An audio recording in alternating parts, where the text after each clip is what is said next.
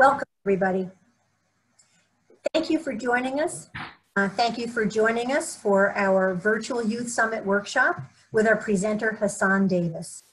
My name's Martha Frank, and I'm a family support consultant at Vermont Family Network.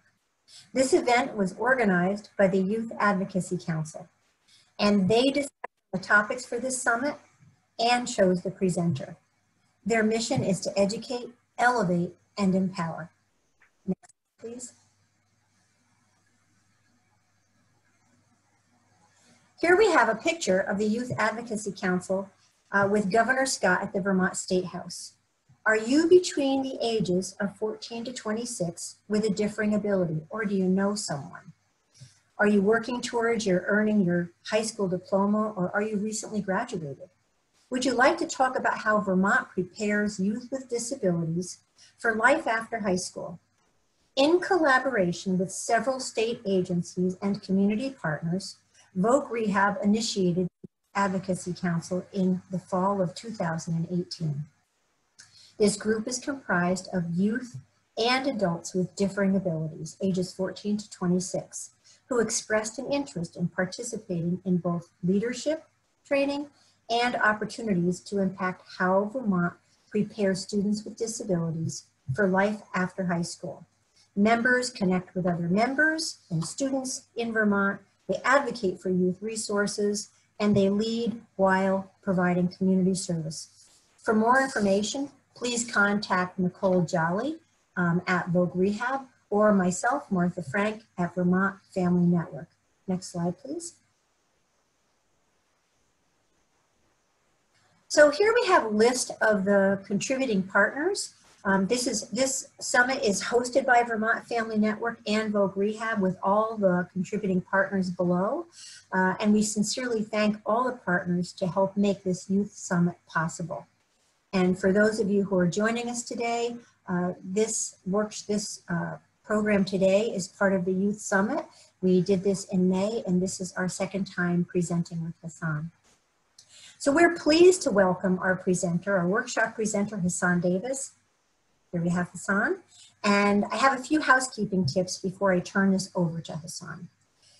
In this workshop, you're going to need some scrap paper, a pen, or a pencil for an exercise that Hasan has planned for us. This workshop is being recorded, so please keep in mind that if you want to share any information, that it's personal. And you can turn off your video if you like. If you'd like to be anonymous, you can turn your video off, and you can rename yourself so that your name does not appear on the screen. If you have challenges with that, you're certainly welcome to put something in chat, and we'll help guide you through that. This meeting is being closed captioned, and if you want to view the closed captions, there's a button called CC at the bottom of your screen. We're also sharing a link to closed captions in the chat feature. If you want more options on how you can view the closed caption, just click on that link. Chat is at the bottom of your screen. We will use the chat function to share resources, and you can also ask questions in chat. If you're not comfortable asking questions out loud, you can send a message in chat and we'll call on you, or you can simply just raise your hand. And if you raise your hand or you would like to be unmuted, we can certainly, do that with Vermont Family Network. We will be saving this recording on our YouTube channel, and we'll send out a link to everyone who's registered for this event when we are finished. And there'll also be a survey that will come out in the end.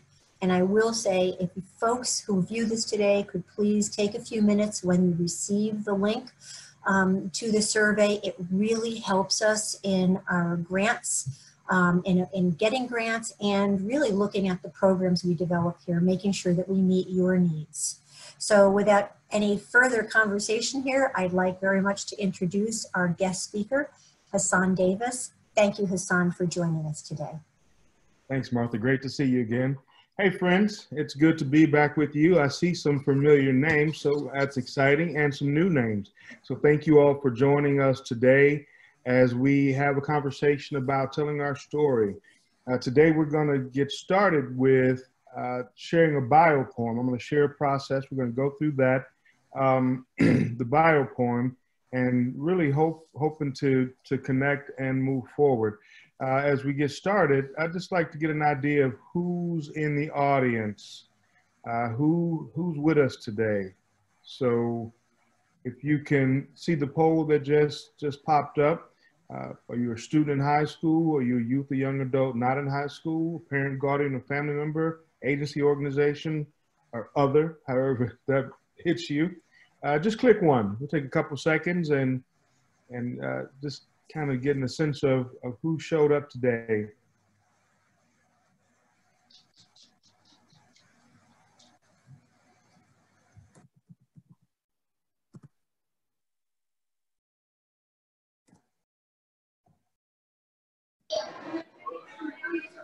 All right.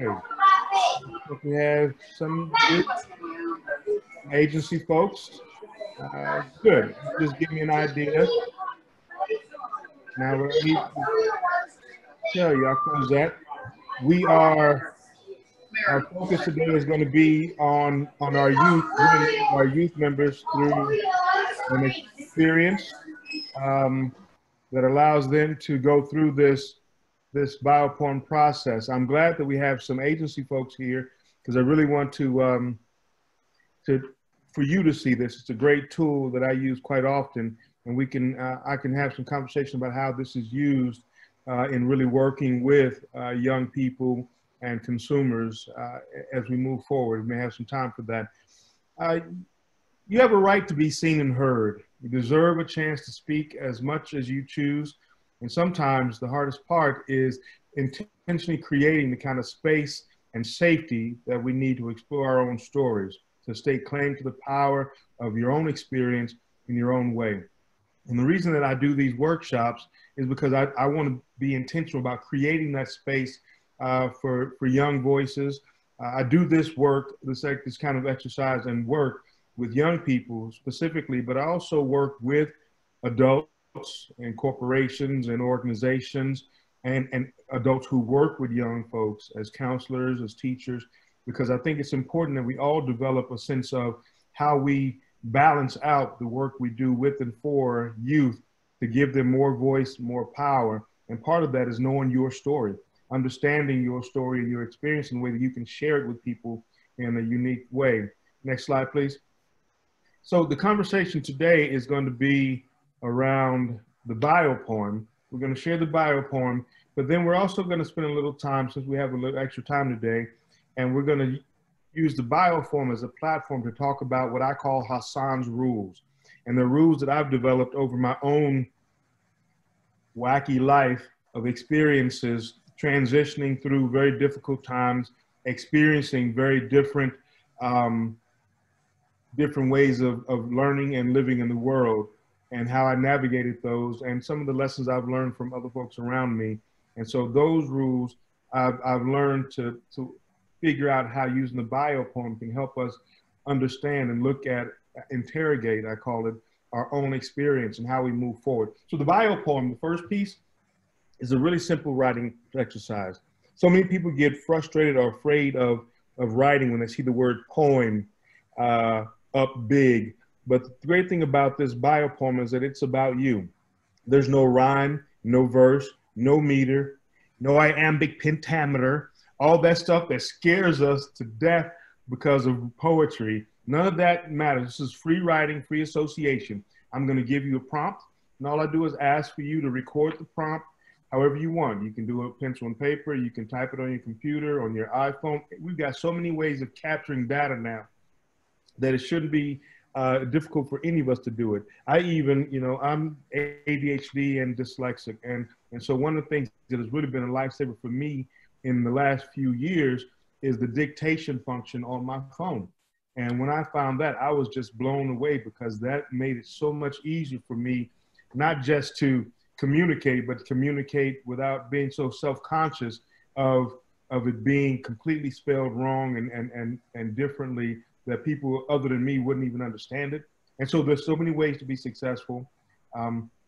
Just listening to it and cataloging in your own head what you might think about it, the answer is fine, right? There's no way for you to fail at this. This is a win-win. Everybody has the ability to tell their own story and to examine their own experience. And so that's what this is going to be. So the bio poem is 11 lines long. I'll give you each prompt and I'll give you a little time. Each prompt will stay on the screen as we move to the next one so that you have the ability to go back if you need to go back. I just realized, Diane, that I'm talking in my fast voice, so I'm going to try and slow down and be more intentional so that I'm not creating more work for you that's unnecessary. I apologize. So we're going to move into the process. Next slide. Line number 1 of the bio poem is your first name. And since this should be the easiest question you answer today, I'm not going to spend a lot of time on it, okay? I'll give you just a few seconds to write your first name. Next slide. On line number 2, please write down 4 relationships that you value. Remember, there's no wrong answer. So however you interpret this question is the way I want you to write it. 4 relationships that you value.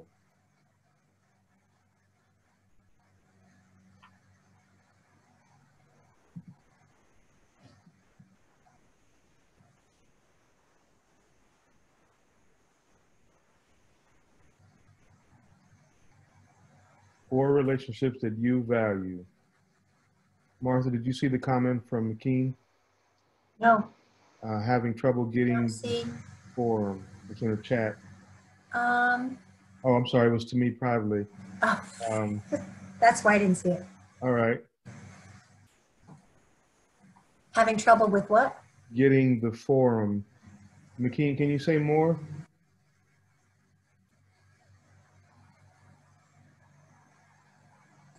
I'm having trouble filling it out. I don't know where it is. Okay, so thank you. The form, so the form isn't here. What you can do is use your own sheet of paper or open up a window on your computer. Thank you, yeah.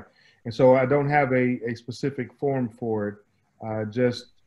I'll give you, but I'll have the format up on the screen and you can fill it out on a separate screen or on a sheet of paper. Sorry about that. I wasn't clear on that, McKean. Thank you. No problem.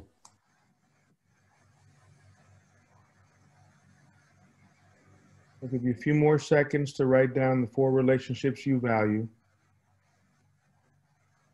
And as I said, these will continue to populate and stay on the screen so that if you need to go back, you'll have the opportunity. Next slide. On line number 3, I would like you to write down 3 words that you think other people would use to describe you. 3 words you think others would use to describe you.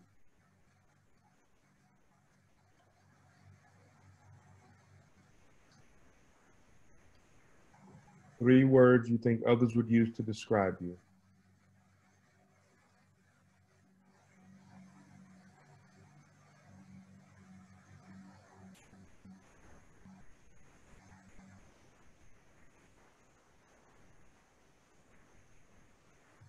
Give you a few more seconds. Now, as we move forward, it may get to a point where it seems like I'm moving too quickly and you're still thinking. Like I said, the prompts are still here, but part of that is intentional because I really want you to write down the first thing that comes to your mind with each prompt. And too often, if we have too much time, we start thinking about the right answer or the best answer, not the first thing that comes to mind. And what I've learned in the 30 years that I've used this tool is that usually your first response is your most honest, and that gives us something to really think about and consider when you think about what you wrote and why that was your response, right? A few more seconds on line 3. Okay, we'll move to line 4. On line number 4, I want you to write down 3 things that you fear or that you used to fear. 3 things that you fear or used to fear. Remember, this is all in the context of you and your own experience. You don't have to justify it or try and explain it away. This is just your truth. 3 things you fear or used to fear.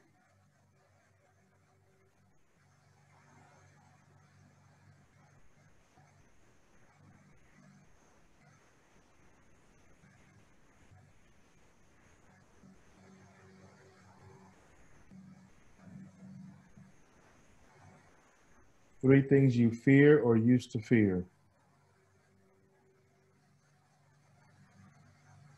Give you a few more seconds. Hope everybody's doing well. We do have the chat open if anything else comes up. If there's a question or concern. All right, we're going to move to line number 5. On line 5, I'd like you to write down 3 things that you do not believe or do not believe in. 3 things you do not believe or do not believe in.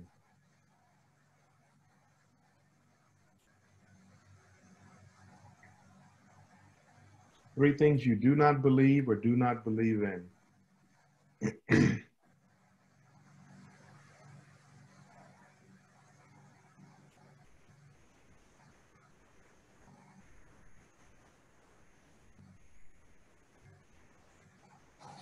3 things you do not believe or do not believe in.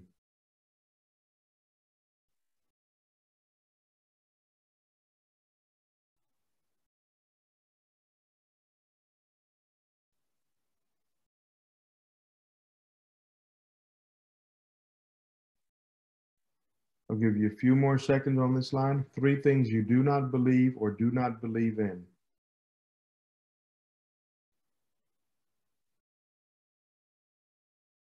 All right, we'll move to line number 6. On line number 6, I want you to write down 4 things that you do believe or do believe in. 4 things you believe or believe in. 4 things you believe or believe in.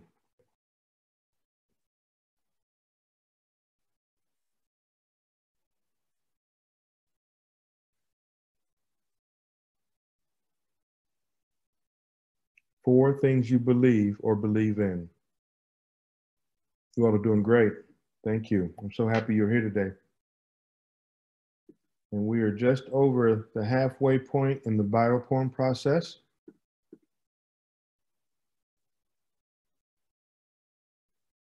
Four things you believe or believe in, line number 6.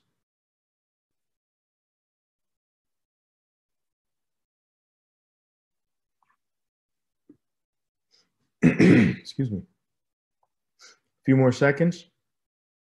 Remember, you always got space to go back, so we're always, the prompts are there, so don't be afraid to go back if you need to go back and check on something. Line number 7. On line 7, I would like you to write down 3 hopes or dreams that you carry in the world. 3 hopes or dreams that you have. Right? They can be universal, like world peace, or they can be very specific, like, you know, I hope we have tacos for dinner. That comes out on mine every once in a while. But 4 hopes and dreams that you carry. And really think about the things that sometimes it's important to ask people to think about the stuff that they don't say out loud, because I think this is what a biopoem is really valuable for, because sometimes we do have those thoughts that we think if we don't say it out loud, then we don't have to own the fact that it's something that we really want in the world. One of the things that I learned early on as a young person with challenges was that if I didn't express a whole lot of expectations, and I wasn't disappointed when the world didn't help me get to things. And I realized eventually that once I was able to say things out loud and have expectations and hopes, then I could start to marshal the kind of supports I needed. But having the courage to say it out loud sometimes is the first step toward building expectations for it. 3 hopes or dreams you carry in the world.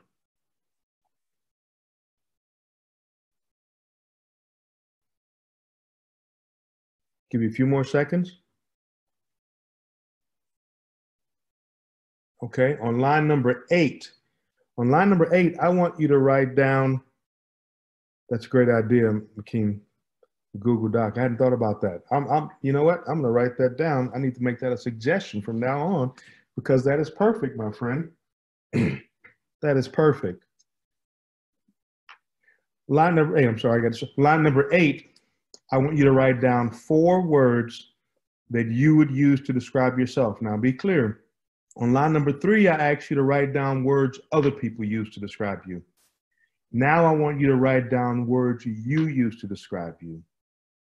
The words that you think best fit who you are, okay? 4 words you use to describe yourself.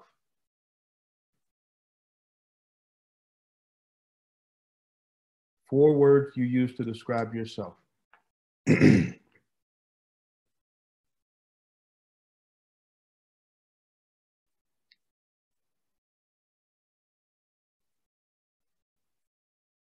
Four words you would use to describe yourself.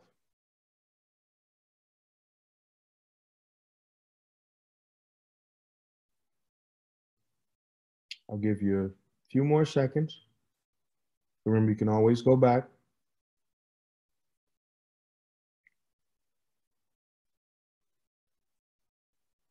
Okay, line 9. I don't know why, but I love saying that. Line 9. On line 9, I want you to write down 3 things that you would like others to be able to say about you when you're gone. I always call this our legacy question. 3 things you would like others to be able to say about you when you're gone. Thinking about your impact that you want to have, the story that you want to leave behind. What do you want them to say about you? What were the big, amazing things that you left, that you leave, that you're going to build into?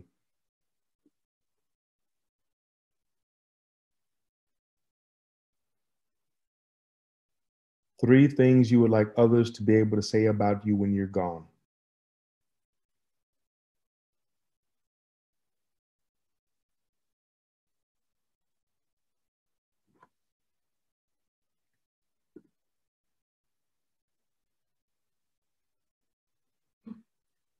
Three things you would like others to be able to say about you when you're gone.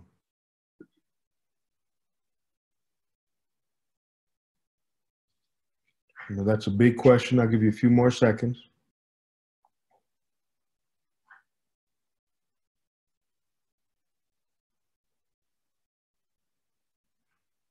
We're almost done. On line number 10, you're going to have 2 choices. You get to choose between 2 options. You can either write citizen of and then fill in the blank, or you can write resident of and fill in the blank. So I want you to choose citizen of blank or resident of blank. Where are you from?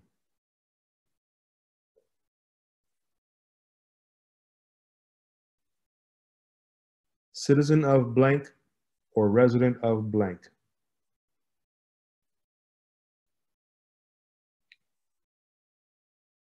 Citizen of or resident of blank. Great. Give you a few more seconds while you're working on that. And while we're waiting, if you want in the chat, I want you to guess at what the line number 11 is going to be. I'll take guesses at what the prompt for line number 11 might be. The last line, what's that last line going to be? Any guesses? It's okay if you don't want to guess. I'm just always curious if people are trying to think ahead and figure out the process. I'll give you a few more seconds and then we'll move to the last line. All right, line number 11 is your last name, right? Get it? The last line. First line is your first name. It's kind of a U sandwich. That's how I always like to say it. So everything in between is your story or some version of your story. And I think visually, I like the way we build that so that there's a sense of it, all the insides, right? So take a few seconds, look over the prompts that are on the screen, look over what you've written, decide if you have filled in all the answers that you want or the ways that you want. So we'll give you a few seconds for that. And then I am going to ask if anyone would like to share what they wrote. Now, I want to be very clear.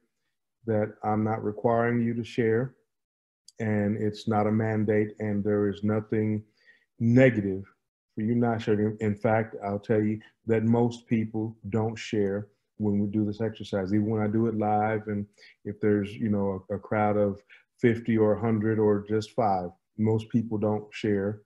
But I want to make space available in case some of you do. And usually a few people share, and that's fine too. But I want to give that opportunity and create that space. After we see if anybody wants to share, I'm going to talk a little bit about the process. Oh, excuse me. And then we're going to talk about how we use this process as we move into Hasan's rules. And as I share with you the 5 rules for transitioning and transforming our own life, and how we can apply the biopoem as a way to really investigate some of those things that we're trying to get to. Okay? If you to share, you can also raise your hand and we'll unmute you, but no pressure. None at all. And what I will do is I will share one that I wrote. I've been writing biopoems since I was young. My mother was a teaching artist, a writer, is a writer, and she actually taught this process to me, and it was very powerful for me as a young person when I was going through lots of different things. And those of you who didn't have a chance to hear me back in May, or I think it was May, when I spoke, when we did the workshop first time and I spoke, you know, my experience of disability, along with dealing with home insecurity and food insecurity and being arrested as a very young man, all of those really created lots of frustration, altogether created angst and anger and pain. And so the biopoem actually became an important tool for me, because it allowed me, with just a couple of really powerful questions like these, to say and write down things that probably were more in my subconscious. And when I was speaking to you about how important it is to really think about the question, these are questions that I ask intentionally, because these are questions that we have answers in our heads, but sometimes we're very afraid to talk about these things. But if we have the courage to surface some of these specific questions, they give us clues and connections into how we might actually, you know, figure out how we navigate the challenges, but also build on the strengths that we have to move forward, so that our current situation doesn't get us stuck.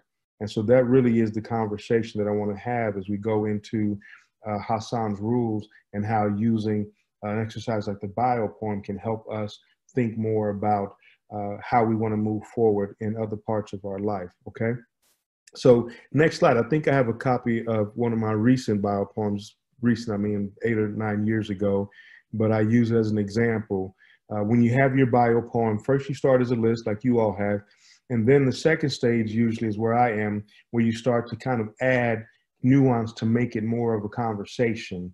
And then, you know, my older sister, who's a writer, and she does this, and she turns them into these beautiful, you know, flowing poems. And so depending on your level of creativity, you can take what you've written from a list to a conversation to a story, okay? And so this is one of my biopoems from some time ago. Hasan, father of sons, champion of children, and I fight injustice. Others call me a leader, a dreamer, or a fool. What I fear most are hopelessness, hatred, and losing more children to both. I do not believe that God only loves some, that might makes right, or that the early bird always catches the worm. But I do believe that enemies can be made friends, that tomorrow will be better if we act today, and that all children can learn. I dream of more schools and fewer prisons, because we've made a need. I think that I am scared but courageous, foolishly hopeful, and stubborn enough not to change. When I'm gone, I hope someone can say of me, he gave me hope, he never gave up.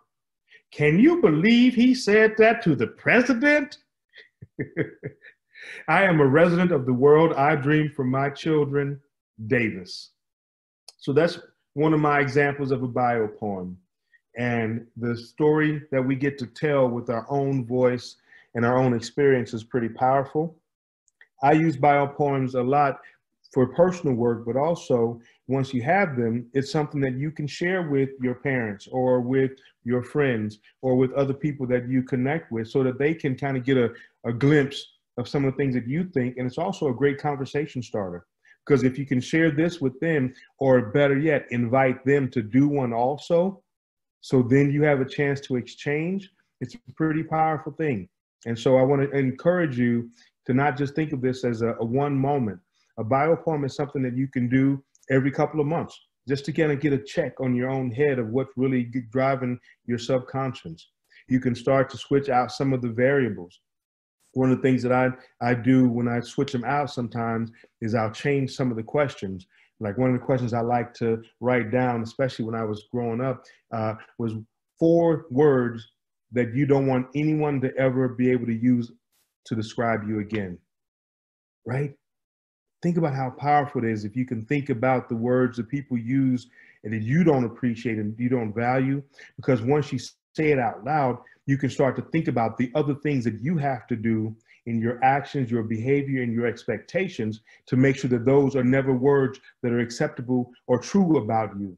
And so it really is a way for us to gauge and to figure out our own story as we're creating it. And then it gives us leads into how we move to the next chapter. Very exciting. So next page, I don't even know what's on the next page. So let's see what's on the next page. Okay, so we can talk about it. Anybody want to talk about their experience of it? One of the things that I've noticed when I do this is that lots of people, in these very simple questions that we all know, a lot of times they're questions like, wow, I've never actually thought about that intentionally.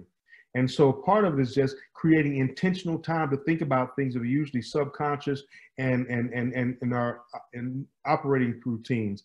So anybody have any thoughts of questions that were like, wow, I hadn't thought about that, or things that you just hadn't really considered? And if you don't want to turn on your mic or your camera, you can write in the chat. And if you've had some of those thoughts, feel free to write down. And which line really struck you as the hardest? Which line was the hardest for you to think about, or which was the easiest? You can share some of those too. Now, don't all start to be shy now.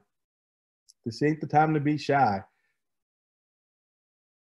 Anybody like to share some of their thoughts? Easy line, hard line, question that you hadn't thought about?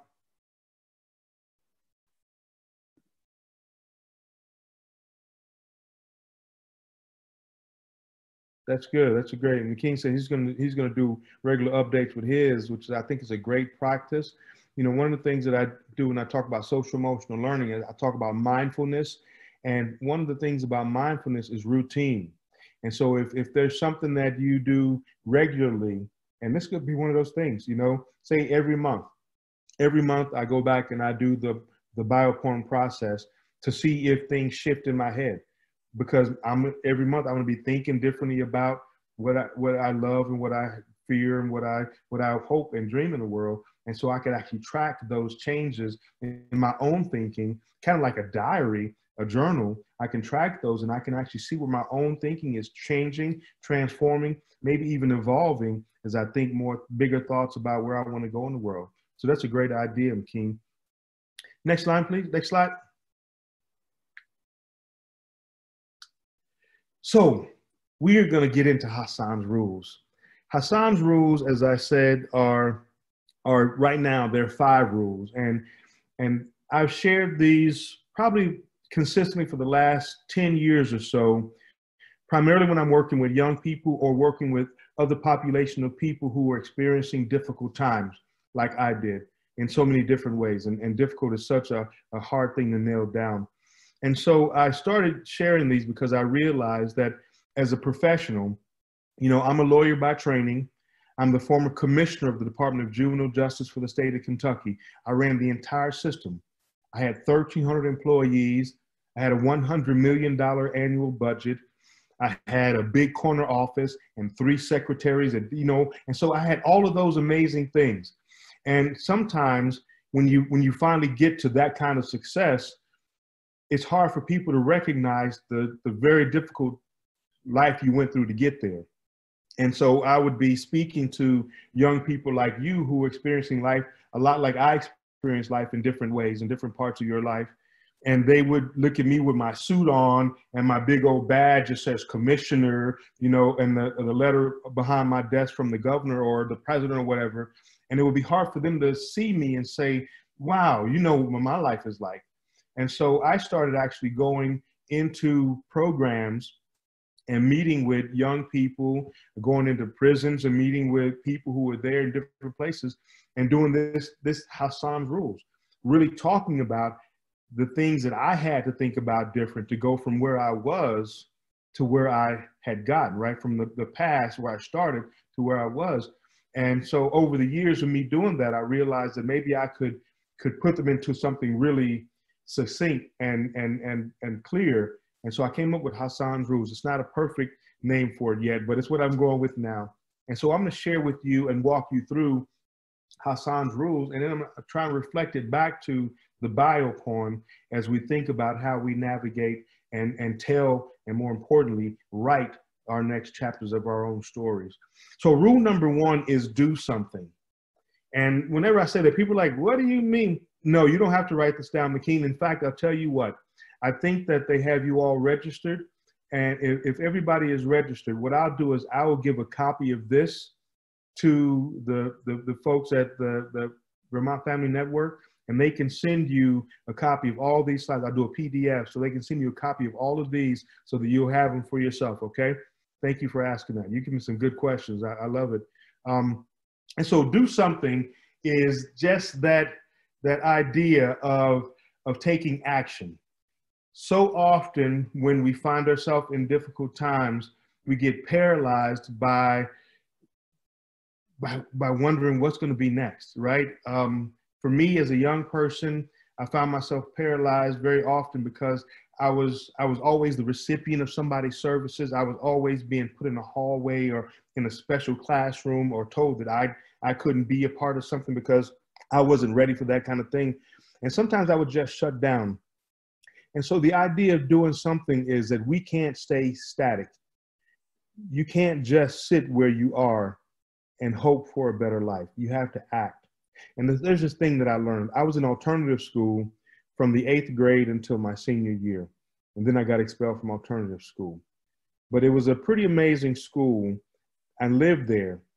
And one of the administrators there owned a boat, like a real sailboat.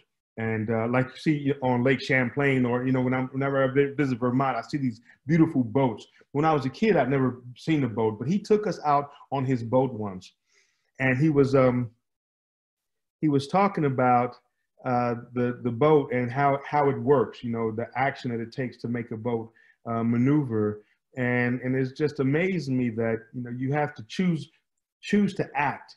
You have to throw up the sails, you have to control the wind, and then you get to go, right? You can't just say, let's go. There's a lot of things that have to happen to make go work. And do something is just that idea of taking action. It may not be the perfect action. It may be that you have to adjust course, but it's easier. And this is what I learned with a boat, right? It's easier to adjust a boat's course once it's actually moving. That blew my mind. I mean, you all probably already knew that, but he threw the sails up and he says, we're going to go north across the lake, Hasan.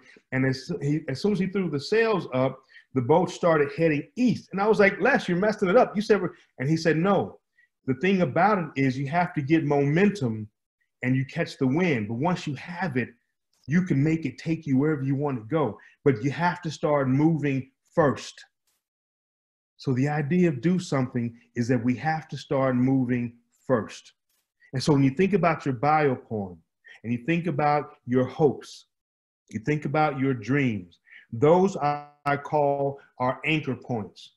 And so if we think about those as the direction we want to go, then we can start actually moving and maneuvering, you know, our sails to get us in that direction. And so sometimes you just have to pick a direction and start moving and then correcting course. But sitting still is very rarely going to get you the answer you want. Maybe do something for you is picking up the phone and calling the advocate that offered to help you, but you haven't been getting in touch with them. Maybe doing something for you is going to the school and talking with the principal and saying, hey, this is the things that I want to do, and I don't think I can get that. I can handle those right now without some support. So this is what I need from you. Maybe doing something for you is going out, right? When you know that you're much more comfortable staying at home, but if you go out and meet people and connect with people, then you're going to build a better quality of life. And so do something is different for all of us. But the thing is, we can't get to our hopes and dreams. We can't get to our legacy answer, the things that we want people to say about us when we're gone, if we don't take action. Inaction leaves us right where we were yesterday.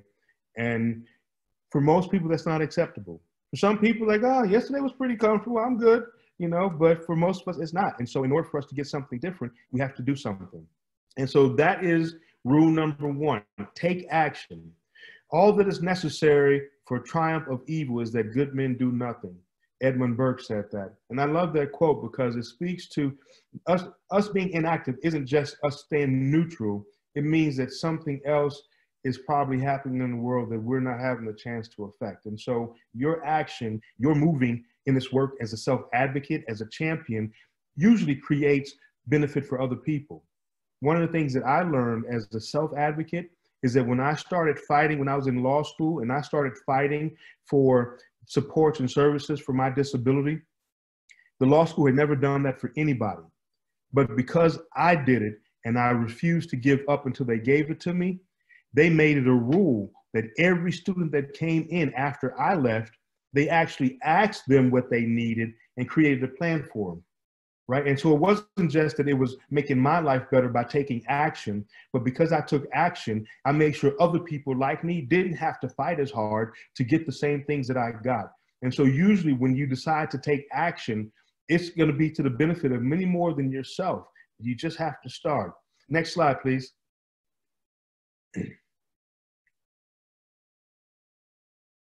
This is a poem.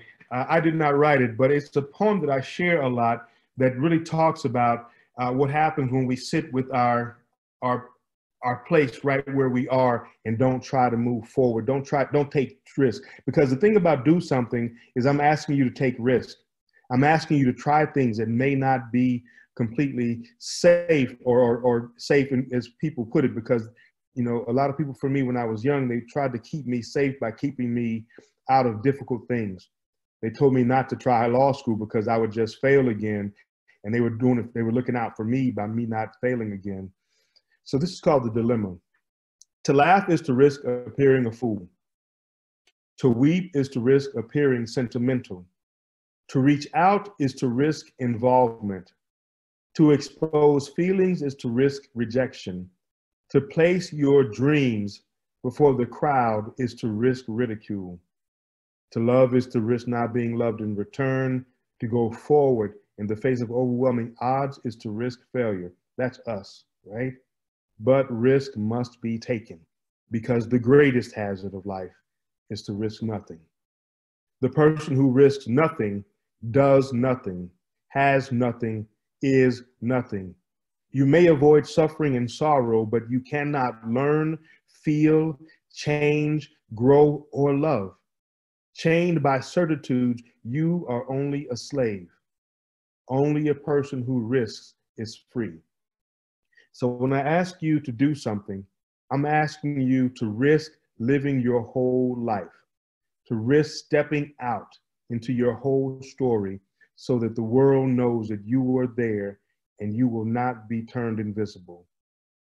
Next slide, please.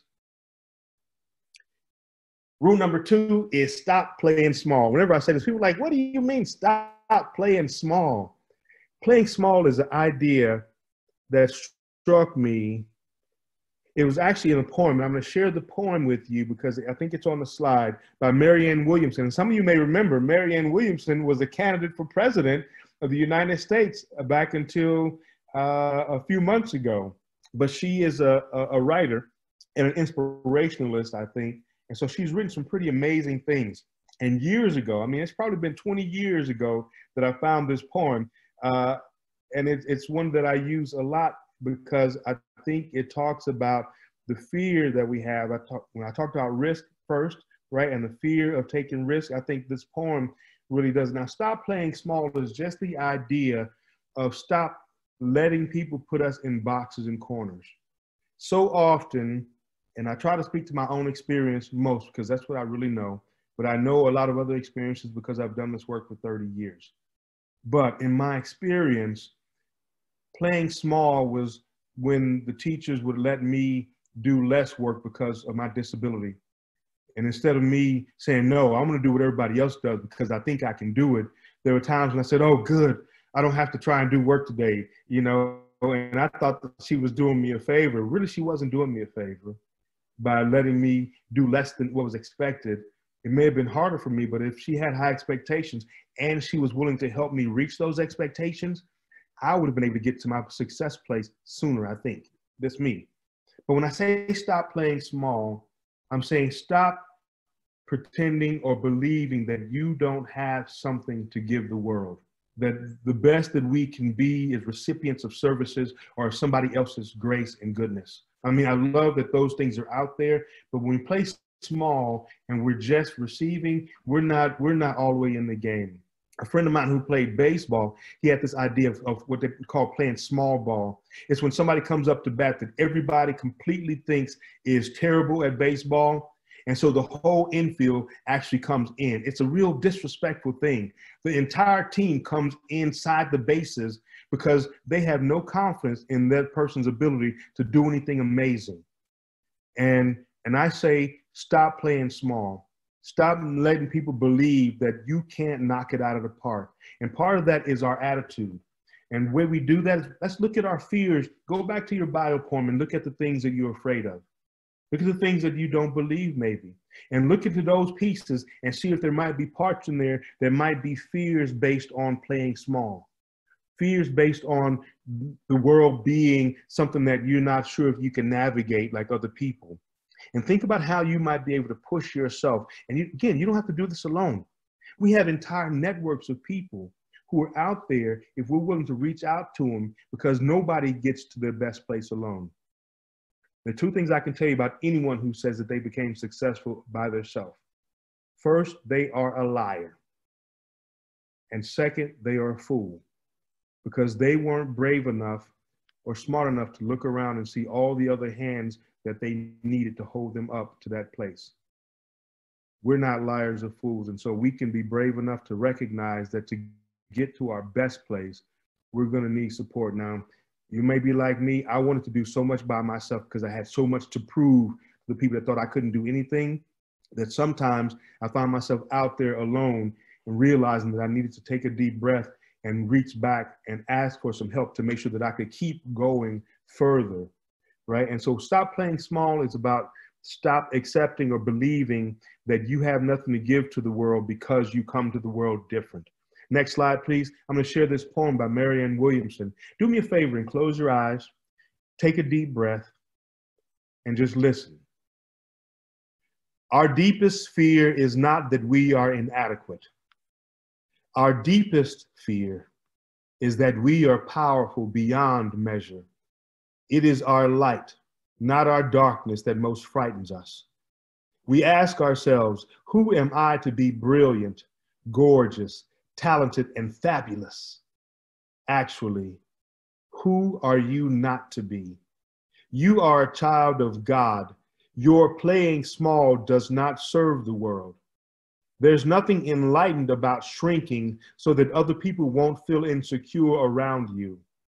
We were born to make manifest the glory of God that is within us. It's not just in some of us, it's in everyone. And as we let our own light shine, we unconsciously give other people permission to do the same. As we are liberated from our own fear, our presence automatically liberates others. Open your eyes. One of my favorite lines in this is where she writes, "Your playing small does not serve the world. There is nothing enlightened about shrinking so that other people won't feel insecure around you." You need to find your lion and let your lion go, right? Get it hard, just growl at the world. Let people know that you're here, that you're present, and you won't be disappeared. That's a word that I use a lot When I talk about the people that try to mitigate or eliminate my success, or I say I won't be disappeared. And part of stop playing small is our willingness to be vocal, visual, right? To be seen and heard, to let people know that we have expectations and that we may come to the world different, but we still have expectations, and we're going to fight to get those things that we believe we deserve, those hopes and dreams that we have, right? To fulfill and encourage the beliefs that we hold, to take care of the relationships, those relationships that we value. And all of that requires us to stop playing fear, playing small. That opening line, it is our light, not our darkness, that most frightens us. We're afraid that we're powerful, and if we show it, people are going to keep expecting that, but that's the way it ought to be. Continue to push forward. Next slide, please. Now, rule number 3 is really simple. Change your friends or change your friends. And people are like, wait a minute, I think you wrote that twice. And I am dyslexic, so it's possible, but this time I actually meant it. Rule number 3 is change your friends or change your friends. And when I talk to people about it, it's hard sometimes to figure it out. So I'm going to say it again. Change your friends or change your friends, right? There are people around you who love you, who want amazing things for you. And if they can see the things that you dream for yourself the way you can, then those are pretty amazing folks. But it may be that some people around you love you, but they still can't see the things that you want for yourself. And so maybe your job is to change them, to show them what using rules 1 and 2, deserve to stop playing small and doing something, to show them what you want. And they go, oh, okay, I see that. And so they can adjust their head to realize what they have to do to really support you and help you get there, and you all get there together. But if they can't, then you have to find new allies. You have to find new supports. Now, I'm not saying get rid of the old people in your life, right? People that love you and people that you love are part of your life. But you have to find people that also believe like you believe in order to really get to supersizing your dreams. The example I use most often is my brothers. My brothers, Derek and Sean, are my best friends in the entire world. Literally, I breathed my air into Derek's lungs and I pumped his heart with my hands on the side of the road for 5 minutes to keep him alive. I carried my brother Sean a quarter mile on my back in the dead of winter with hypothermia in shock to medical attention. I would have done anything for my brothers. But when we were young and running the streets and making bad choices, now they were choices we thought we had to make to stay alive, but they were still bad choices. And I think that there was a point where we got to a point where me thinking about these rules, I knew that I had to do something different. I had to stop playing small and accepting that the only thing I could be in the world was this guy at this moment. But then I had to decide if I was going to change my friends. If my brothers, who were brilliant and amazing, smart people, couldn't believe like I believed that we had a right to something better and deserved it, then I was going to have to find people to be around that believed that like I did. Because you need to have allies, you need to have people, you need to have, if you ever watched The Lord of the Rings, you need to have the fellowship. You can't get the ring to the mountain alone. You got to have a team. And so when I say change your friends, I mean find those people that are going to fill out the roles you need in your life to help you get where you are. And you're going to be helping them too. And so change your friends or change your friends is not just about giving up on people. It's about making sure that the people around you believe like you do in your success and are willing to help you become the person you want to become. Again, going back to dreams, going back to hopes, going back to the legacy you want to leave. Those people that you list in your list of 4 relationships that you value ought to be people who every day remind you of how great you want to be and then help you figure out what the road is you have to take to get there. Now, I'll tell you, my 2 brothers, my best friends, Derek and Sean, are 2 of the smartest people I've ever met. And they are both, right now, today, locked away in prison. And they have been locked away in prison for the last 20 years. And my heart breaks every time I think of it because I've shook hands with the president. I've testified before Congress. I've sat in huge board rooms with billionaires talking about the world and the way, blah, blah, blah. And all I can think about when I'm in those conversations is how amazing it would be for my brothers to be there, because these guys I'm talking to would learn something from them. But they couldn't believe when we were going through the same process, they couldn't believe that they had a right to stop playing small and to be bigger and greater in the world. That's why this is so important for me when I'm having a conversation with you. But I had to go and find new people. I still love my brothers and I still connect with them and I support them how I can, but I knew that they couldn't imagine the world that I wanted to be in. So I had to find people that did. And so when I say change your friends, that's what I mean. Change your friends, finding people and allies, people who are going to be voices and struggle with you to your greater self. They're going to hold you to an expectation. One of the things that I always find funny when I ask people, tell me what your definition of a good friend is. Very often the definition comes back, a friend is someone who accepts you just the way you are. Ever heard that before? I used to think that was like the perfect answer for friend. Friends accept you just the way you are. And one day it dawned on me, if I go to McDonald's and I order a Happy Meal and I have the right change, whoever's at the window will accept me just the way I am.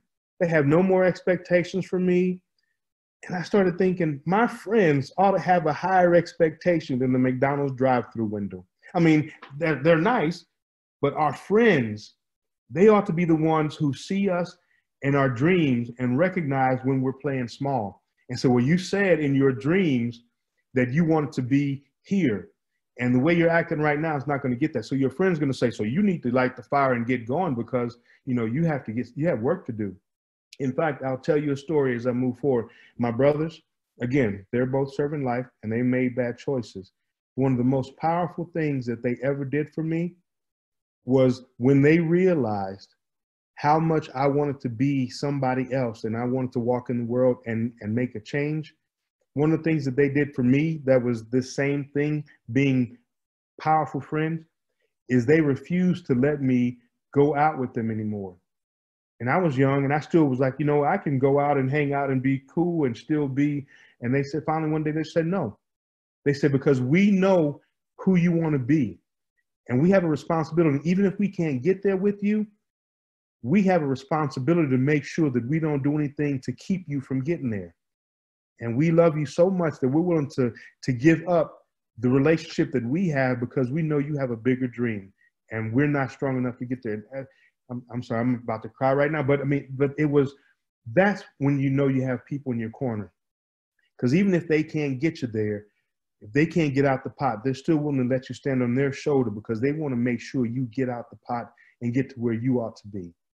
And that's really important for you to find people who are willing to support you getting to your greatest dreams. And so when I say change your friends or change your friends, think about the people that are going to help you. Look at that bio poem and say, yes, these are your hopes and dreams. I'm going to help you figure out how to get there. We're going to navigate this because this is the expectation that you have, and I'm going to have it for you too. Next slide. And actually, we can go 2 slides. That's just a Wikipedia definition of friendship that I always use. That's really funny. Rule number 4, forgive yourself and forgive the world. Has anybody watching this broadcast ever made a mistake? How about this? If you haven't made a mistake, go ahead and turn your camera on because we need to give you a big round of applause because you're going to be the most amazing human being in history. We've all made mistakes. And what happens too often is that those mistakes that we made, maybe when we were younger, when we didn't have all the information, become the things that we build our story on. And in our effort to try and avoid that mistake or that experience again, we usually shift our narrative. Forgiving yourself is just the act of allowing yourself to be a human being and recognizing that human beings make mistakes and that we can go on and make better choices tomorrow. As a young person, I made lots of bad choices. I hurt people, things that I can't undo. And I can sit, and for a long time I did, reminding myself every day of how terrible I was in that moment or how bad that one choice was. But every day I reminded myself that that was a bad choice was a day that I was reminding myself of the worst I was, not the best. And so when I finally found the courage to forgive myself, now, mind you, I couldn't make other people forgive me. I couldn't make the people I hurt or the choices I make disappear, but I could forgive myself and then make a promise that I would never be that person and make that choice again. So that's the most important piece. We've all made mistakes. Maybe we've yelled and screamed at people who were trying to help us, and it was unfair for us to do it, and we just did it in a moment, but we can learn from it and commit to not making that choice again. And so the idea of forgiveness is not just letting it go, forgetting, but retaining the lesson of it and then giving ourselves permission to go forward with that lesson as a way to make sure we don't repeat that mistake again. As a professional doing this work for children and families for so long, I can count the mistakes that I've made trying to help young people, trying to help families where I didn't quite get it right. And sometimes me not getting it right forced me to change lots of things about what I was doing that were pretty amazing because I was trying to avoid that one mistake again, instead of giving myself permission to just be human and then saying, all right, Hasan, tomorrow you do better because you still have amazing work to do with children and families. But once we can forgive ourselves, we can forgive the rest of the world. Once I could forgive myself for being human and making human mistakes, I could forgive my father, who attacked my mother when I was 6 years old, and then they divorced, and it forced my mother to have to raise 4 kids on her own, trying to survive systems that sometimes aren't easy to survive. And I grew up with this, I'll say for a while, it was hate in my head and heart because of that, right? He would have been one of the people on my fear list. I was afraid that I was going to become like him, that I was going to grow up to be like him, right? But once I could forgive myself and realize that I had the grace to be somebody better, then I could actually look at him and give him the same kind of grace and say, I forgive you. I haven't forgotten it, but I forgive you. And I want you to be a better person too. I want you to be able to move on past this and not let it be the thing that defines how I know you. And so sometimes that was the thing that happened with my advocates. When I had advocates who were supposed to be my champions, but they turned out to just be people who wanted to keep me safe from myself. And so instead of encouraging me in the things I wanted, they gave me other things and said that this was a better choice. I just didn't know it yet. And I had some animosity and anger at them for trying to decide my life for me. And I finally could get the courage to take a deep breath and say, you know, they probably had a lot of things on their plate too, and a lot of choices and a lot of fears, trying to help somebody with my history of failure be successful. And there are lots of things in their own work that they have to prove that they're doing work. And so there are lots of reasons that I might not know about. And so even though I didn't appreciate that moment and the gift they gave me, I finally said, you know what? Let me accept that they're doing their very best. And that's one thing I try to do, and what makes this easy. I try to assume that people are doing their very best with the information that they have and the skills that they have, because I hope they're doing the same thing for me. And so that they can see when I make my mistake that I was trying my best and it just didn't work out. And so once I could do that process, forgive myself, then I could forgive all the other folk. And it freed up so much room in my heart about the things that I wanted to get to and the things that I wanted to do, because I wasn't worried about, you know, somebody else. I read this quote once. It said, you know, anger or hate for another person is like you drinking poison every day, wishing that they would die. Every day it's going to make your life a little less amazing, and it's not going to do anything to theirs, because this is all what we hold inside. And so when we let it go, we free up ourselves to have much more positive thoughts and more energy for the things that we want in our hopes, in our dreams, in our expectations. All those things become much more clear when we're not worried about the things that we can't do anything about. And so when I say forgive yourself, forgive the world, I mean you letting go of the baggage that's really holding you back from your most amazing self. And it's not impossible, but it's not easy, because gosh, once we hold on, we get a grudge. It's like, oh, I kind of like this grudge. It feels good. It's comforting to know that I had this for the last 10 years. But when you let it go, it's such a weight that lifts from us, and it lets us see the world and our place in the world so much clearer. So forgiveness is a big part of it for ourselves. And the side effect, the bonus, is that we get to forgive other people and the world if we have the courage to forgive ourselves and give ourselves permission to just be humans doing our very best in the world. Okay, next slide.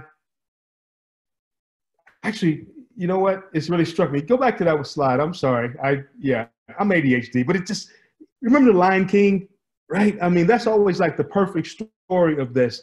When Simba was young and he was out there hanging out with the wildebeest, because his uncle told him to go out there, and he shouldn't be hanging around with wildebeest. They always cause him trouble. But he's hanging out with the wildebeest, and then the stampede happens because of the I hope I'm not the only one that's seen the Lion King, but I love that movie. But and so when the wildebeest all start to stampede, Mufasa has to go save him. And because of that, the side effect is that Mufasa dies saving his baby. And Simba, and Scar convinces him that it's all his fault, and he tells him to run away. And so it's the perfect story of when you have this guilt and this shame about something and you haven't forgiven yourself. And so you leave everything that you know, trying to find some other place to be. But it's not quite the same as living in your natural environment, being your most amazing self. And so Simba grows up hanging out with that crazy meerkat and that pig, Timon and Pumbaa. Remember them? Hakuna Matata, right? And so he's having an okay life, but it's not the amazing life that he deserves as the king of the jungle. And as he grows up, learning how to eat bugs and be happy with it and on all that stuff, he finally meets that old monkey, Rafiki. Remember Rafiki? And he meets Rafiki, and Rafiki's like, I know your father. He's like, oh no, my daddy's dead, and he got caught in the stampede because of me, and Rafiki hit him in the head with a stick. He's like, what'd you hit me in the head for? And Rafiki says, don't matter, it's in the past. I was like, oh, that's right, that's a good lesson, right? You can't do anything about it, it's over. It's like you can't undo it, even if you know what happened. But then they start talking again, and he says, oh yeah, but then I let my dad got killed, and Rafiki took his stick and swung at him again. But this time, Simba ducked. And he took the stick from, give me that stick, stop hitting me. Now, see, the first time, he didn't know what was coming, and it just happened. But once he understood, he was able to do something about it. That's the way our experiences are. And then once he owned his responsibility and the choices he made, he was able to go back to the place where he had failed and own becoming the person he deserved to be. But first he had to forgive himself. And then he had to go back and earn the trust of all the other people that he had betrayed by making that choice. And then he could forgive the world, even forgave Scar, right? But it's a process. And we all have a right to redemption and it could be something very simple. We all have very different places where we feel bad about our choices. Wherever it is, you have a right to forgive yourself, and you have the ability to move forward as gracefully, as powerfully as you can to your next better incarnation of yourself, just like Simba did. Sorry, I got distracted, but yeah, I love Simba, so I thought I should tell that story. It just hit me. So rule number 5 is deserve victory. And rule number 5 came to me literally watching the poster. There was a poster of the man who was named Winston Churchill. He was the prime minister of Great Britain, so like our president during World War II. And they had these posters that were posted all over the nation that said, deserve victory. And when I saw that, I thought it was such a powerful statement. I thought it was powerful because it didn't say, be victorious. It didn't say, we must win. It said we should deserve to win. And I think that's such a powerful lesson for us to learn. We can't win every time. We can't succeed every time. And so if we set that as the only bar of our success, then we're setting ourselves up to fail. But we can always deserve to win. We can always know that we've worked very hard, that we got the right support, that we asked the right questions and had the right tools. And when we started, we had the very best chance possible of succeeding. And but for something that we couldn't have planned for, maybe we didn't. But if we know we did everything, the great thing is we can get up tomorrow and try it again because we're pretty tenacious like that. And so the idea of deserving victory is the idea of letting the world see your intentions and act on those intentions. And most days we're going to find success because of that. And the days that we don't, we're going to at least find the courage to know that tomorrow we might be able to push it just a little further and find the strength to get up and do it again. And so when I say deserve victory, I'm saying You should act and carry yourself in a way as if you should win. That means doing the hard work. If we're going back over this whole conversation, it means starting by making the decision to act, do something, rule number one. Once you decide that you are going to act on your own behalf, you're not going to wait for somebody else to take care of it, then you have to stop playing small, go big or go home. If you're going to do it, you may as well do it up 120%. Step in and make sure everybody sees you and know clearly what your expectations are of the world. And once you've done that, you have to look around and you have to change your friends or change your friends. Either get the people that are with you lined up in believing like you believe in the things that you want to get to in the world, or find people that do believe like you, because they're out there. We're out there, but you have to look for them sometimes. And once you've built that relationship and built that core group of people, you have to figure out in your life where you're still holding on to pain and disappointment from other people's choices in your own, where you haven't been your very best person and you know you can do better. And forgive yourself for just being human, and give yourself permission then to forgive other people. And always assume the best. Always assume best intentions. And there might be impact that's not best, but we can deal with impact differently, because you can tell somebody even that I understand your intentions were great, but the impact on me by what you did was this, and that wasn't good. And so we have to address that and fix it. And so it's not just forgetting. Forgiving is not forgetting, because the lessons have to stay even though we move forward with the story. And if we do all those things, I have no doubt that you will deserve every victory you get.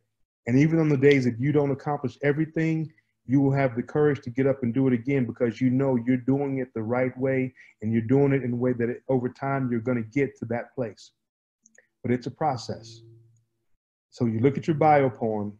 I want you to keep that close to you. I want you to maybe snap a picture with your phone or something, or something. And if you can make a picture to put on it, that's your story. That's the start of the story that you're going to start telling yourself about the relationships that are important to you, about the things that you value. It'll give you some glimpse into the things that you might be afraid of now, but also because you can say it out loud, it'll start to give you ideas of how you can get past that fear onto the things that you hope and dream about. And that really is what this is about. You becoming your very best versions of you. Something that you're happy with, not that your mom and dad is happy with, or your caseworker, or your best friend. You becoming the person that you can finally be happy with. One of the things that I've realized in the last few years is I'm getting pretty close to that person myself. And I'm always excited to help other people on their journey navigate the possibility of what that looks like. So I'm going to take a deep breath, drink some water, and I'm going to see if in the last 10 minutes or so that we have, if you have any questions, comments, or concerns that I can talk with you about. I would love that.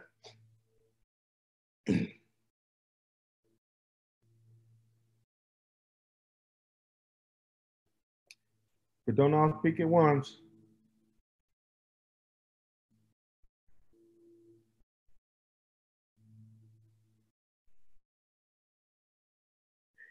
Anybody? I have one that's on the chat. Okay. And it is, let me go back and get it. It just disappeared. Bear with me. What if I want to forgive my teachers and the school for not giving me what I needed when I was in school, but my parents are still mad about it? Parents say things like, the school should have, and if only your teachers would have. How can I get my parents to stop focusing on the past and help me with what I want and need right now? Wow, that is an amazing. And so, thank you. And I'll tell you what. So there's a quote that I actually use for this exact situation. It says, "The best time to plant a tree is 20 years ago." That's how it starts. And so what that means is we can always look back and say, oh gosh, if you would have planted a tree 20 years ago, we'd have fruit, we'd have shade, it'd be great, but you didn't, so now we have nothing. And so it's always looking back and blaming the past for what didn't happen. Now here's the rest of that quote. It says, the second best time to plant a tree is right now. The best time to plant a tree is right now. The second best time, the best time to plant a tree is 20 years ago. The second best time is right now. And so it speaks exactly to the thing that you're talking about. When we have to challenge people to let go of the past because it doesn't provide us any value. Our ability to blame all those teachers and all of those people who didn't do their job does nothing to make our experience and our life better. And so, and again, remember that quote? It's like them drinking poison, wishing those teachers would have some pain. But who's getting poisoned every day? Whose life is worse every day? Whose life is more difficult because we're still worried about the past that we can't do? I told a student once, I've never been able to get a ride back to the past so I could undo some things. And so I finally learned to live with the present. And so I think part of the conversation you should have with your parents is ask them what they need in order to let go of the past. Because maybe it's just a question of that. Maybe they need somebody to finally say, I'm sorry, I've been there. I just need somebody to finally just acknowledge that they didn't do their best. So if we can start with the question, what would you need in order to finally be able to let this go so we can focus on the future? And if they can give you an answer, then maybe there's something you can actually explore. If they can't give you an answer, that's really important too, right? It means that there's no way to solve it. So we do have to figure out how to resolve it, how to let it go. And then maybe that becomes the conversation. How do we stop investing so much energy in the past we can't control so that we can actually control the future that we have? And that's an amazing question. And it's not a challenge that you're facing alone. There are lots of folks who face that experience. And so I want to thank you for being brave enough to put it out into the conversation. Thank you. We have another one, Hasan. Okay. And I don't know if someone's raising their hand, so if someone's raising their hand, please raise it high. It's hard for me to see. So here's the next question. What is a big dream that you had that people told you would never happen? And who helped you along the way? Oh, that's a great question. So I had lots of big dreams, but I think one of the biggest was me becoming a lawyer. People said things like, you have to actually read to do that, and things like that. And so there were lots of people who tried to encourage me, literally tried to encourage me to not do it. And I allude to it, even my counselor, my advocate at one point told me I was reaching too high and she didn't want to see me fail again. And so there was lots of disappointment in that. But I had a couple of professors who were really amazing. One professor in my last class in college as a senior, I told him about my challenges, my learning challenges, and that I was differently able and that reading was a very, very difficult thing. And in his class that I had to have to graduate, I had to read like 8 books that were like 1,000 pages. And so I told him that, and he had no responsibility. It wasn't his job to fix it. But he came in a week later, and we had cassettes back then. We didn't have DVDs or anything like that.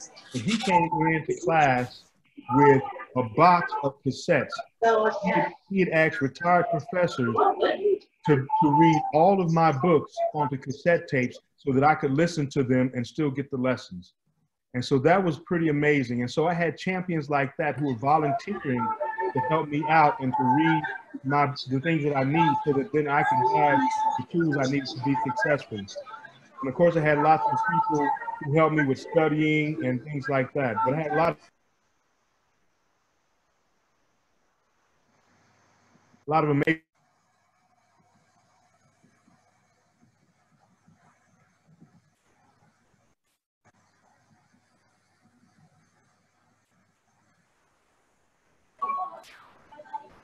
Hi. I need some technical assistance. Is someone trying to speak? Hi, it's Julia. Yeah, I was just typing in a question. I don't know if you got it. I do see one, and I'll read. Would you like me to read it out loud, Julia? Yes, please. Okay. And give me a minute, Hasan, because we have to unmute you. I don't know how you got muted, but you need to be unmuted. And I'm having challenges. So I'll read the question, and perhaps Janice can help us with unmuting Hasan. Or maybe Hasan can unmute himself. There we go. There you go. So here's the question from Julia. How can I forgive my parents and family if they continue to hurt me? So Julia, You're still muted, Hasan. can you mute yourself, Julia? I just muted Julia. Okay. So thank you so much for that question, Julia. And that's a hard question. And so I'll start by giving you some of my thoughts. I think that one of the hardest parts is having a conversation with them about what hurt you. And so let me be really clear. If you feel like you are in danger, right? If it's not the kind of hurt just, keeping in your business, then we probably need to have a different kind of conversation, because your safety is the most important thing. And so that's something I think, I know that Family Network is connected with you, and so that'll be a follow-up that I think is important. But I think that, one, you have to be really clear about what it is you're willing to accept from people, right? And I think that being clear about expectations and the things that you want in the world sometimes help people understand what they're helping you with or giving you is not what you need. But I think it's a really delicate conversation. The most important part is you have to find a way to be heard and make sure that your voice and needs are being heard. There are always going to be competing interests because other people have things that they think are important too. But in your experience, in your life, you need to speak up for the things that you want and ask them how they can help you navigate that, right? Enlist them to be advocates and champions. This is the thing that I want. What can you do, or how can you all help me get there? And maybe you can give them a chance to line up as allies in helping you get to something, instead of seeing themselves as adversaries trying to keep you from something. But I think it's a longer conversation. I mean, that's the best I can do right there. But I think it's one of those things where you just have to continue, think about Hasan's rules. You have to do something. You have to be ready to have courageous conversation with them about what you want, and ask them to be open and honest to really hearing you and having conversation about you as you grow into adulthood about the things that you want in your life, and seeing if they're going to be willing to work with that. And it may be a long conversation over time, maybe not just one talk, but you have to start somewhere, right? So I think this is a good place to start and then see where it goes. Okay, Julia, do you want me to share what you just typed?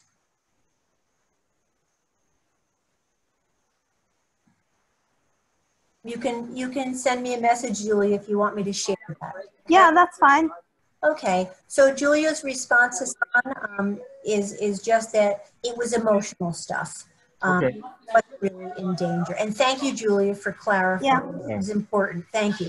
I have two more questions that I think we have time for. So bear with me. I'm trying to get through the chat. And Julia, if you want to mute yourself again, that would be great. Okay. So, sorry. Here's two more. This is from Nathan to everyone. How can you forgive someone who has not and will not acknowledge that they made a mistake? Wow. Another great question. Yeah, we've got some good ones today. So I'll tell you, Nathan, and this is a part of my experience. In fact, it's a part of my experience with my father, so I'll be transparent in that. Even now, years and years and years and years later, he doesn't necessarily own all of his responsibility or his contribution to the hard life that I had to live and the childhood that I had to live because of my family having to move around a lot. And I realized at some point, and I'll just be honest, I realized that it wasn't, that wasn't going to change. And I had to decide very simply if I could just get over it myself and move on with my life, or if I really needed that from him. I thought I needed that from him when I was young. I needed him to admit it because I need somebody to be to blame for it. But the older I got, I realized that it really didn't matter who was to blame, right? All that mattered was that I knew and understood a situation, and that was my only truth, that I knew what happened and what the impact was. And if he wasn't ready to own it, then I couldn't make him. And I wasn't going to spend a whole lot of extra energy trying to make him, because that's not my job either. My job wasn't to make him feel good. I didn't try to make him feel good about it and say it's okay. I just said, all right, well, you lived your life, and, I forgive you, good luck. But, sometimes that's the best we get. Having the conversation, telling them exactly what the impact of their behavior and choices is on you, and giving them the space to acknowledge it is powerful. But even if they can't acknowledge it in that moment, your courage and bravery to bring it up and to put it out there is the thing that I find you most need in order to move forward, whether they do or not. And so I think the courageous part for you is starting the conversation. They have to decide how courageous they are if they want to own it. And if not, you've already done your powerful part. You cleared your heart, and now I think you get to move on. Thank you, Hasan. Hasan, this is going to be our last question because we're almost out of time. So here comes the last one. Staying home because of the pandemic has been really hard. I don't get to go to my job or see my friends. Any ideas on what we can do to stay hopeful? You won't there. So that's the whole one. Thank you, Hasan. Yes, staying home has been the hardest thing for me too. I commiserate with you, because all of my work required me to go somewhere, get in large groups of people and engage, because I love it. And so this has been hard, but I love this because this is actually the best substitute I've had, having a chance to do these Zoom workshops. But I think that some of the strategies that I've used is I've started having weekly calls where I have, Zoom, you can get on Zoom and you can do like free 45-minute calls. And so I will call like, a half a dozen or a dozen friends and say, hey, let's get on Zoom on Thursday for 45 minutes, just so we can all see each other. Somebody can decide if they want to bring a poem, or if somebody wants to bring a story, or somebody wants to talk about something that happened. But those kind of things that allow us to still be social and connected to our people is really important. Depression and anxiety are all getting very high because of the thing we're all going through right now. And so your ability to stay connected to your network, to the people that bring you energy and life, is so important. And so it has to be different now, but it's not impossible. So our creative challenge is to figure out how most creatively we can stay connected to the people we care about and have meaningful conversation. And so I've seen people do Zoom dance parties, right, where one person plays the music and everybody puts their cameras on, they get up and they dance, so just get creative with it. But the thing is, you don't have, just because you're alone doesn't mean you have to be isolated. But you have to actively go out. Again, go back to the rules. Do something. Stop playing small. Think big ideas and challenge the world with them. Get your friends involved. All of this applies to us right now, right? But the thing is, asking people to join you in some exciting, crazy video fun. In fact, I found there's some places you can do like video games or games that you can play online, and it's all kind of cool stuff. There's some cool apps for virtual games. So if you just do a Google for virtual games, or Zoom games with apps, I bet you come up with some ideas. There'll be some ideas, some great, cool things. I saw we played trivia one night. Somebody put together a trivia link, and everybody had to be on their phone. Then it all came up on the Zoom link. So just be creative, and so that you don't have to be isolated just because you're alone. But I think I'm glad you asked that question, because it's one that many of us are struggling with, but sometimes we don't put that on our list of fears, right? Of being alone and without connection. Hey guys, this has been an amazing hour and a half for me. I want to thank you all for joining me and giving me a chance to be here. I'm going to turn it over to Martha to close us out, but I look forward to the next chance to connect with you all. And hey, one day it might actually be live, which would be amazing. Thanks so much. Stay courageous, all right?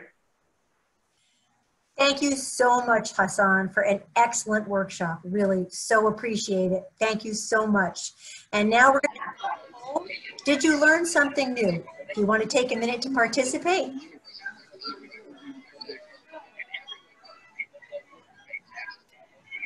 Can everyone see the poll? I did. I You learned did? some great stuff today.